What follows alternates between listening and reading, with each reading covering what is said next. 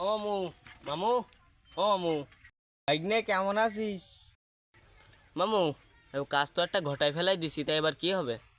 খালি আগে নেটা মিটু ওই ঝামেলা থাকলে আমার জানের মধ্যে ভালো ঠেকে না।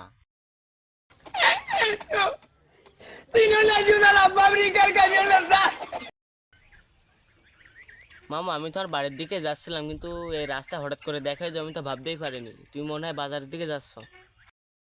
মামু, তোমার ভাগ্নে বিটার পর একটা বান্ধবের এই শুক্রবারে হঠাৎ বিয়ে, বুঝলে? তা তুমি যদি একটু টাকা পয়সার দিকটা একটু খেয়াল টেয়াল করতে।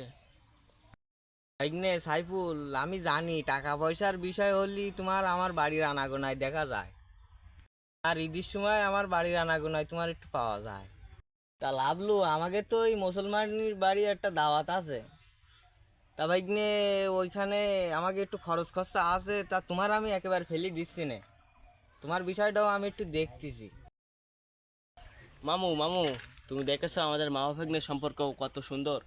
আমাদের সম্পর্ক কিন্তু টাকার সম্পর্ক না, আমাদের কিন্তু রক্তের সম্পর্ক।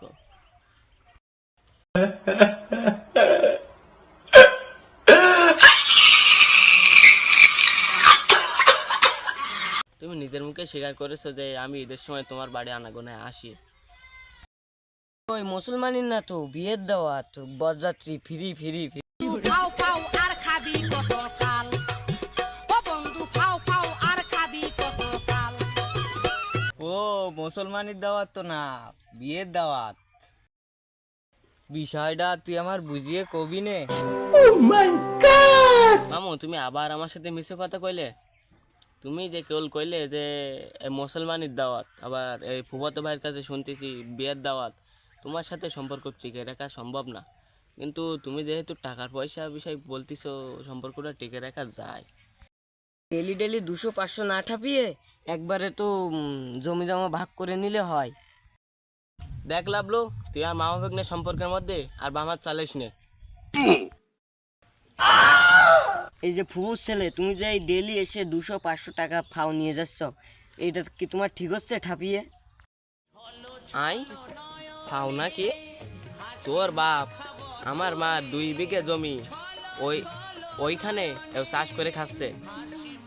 তারপরেও আমার মা যখন তোকার বাড়ি আসে, তখন তখন তোরা বলিস কি যে এই 1 বস্তা ঝাল নিয়ে আসো, আর আর ক্ষেতের রসুন যদি এরকম বড় বড় হয় তা 3-4 কেজি নিয়ে আসো।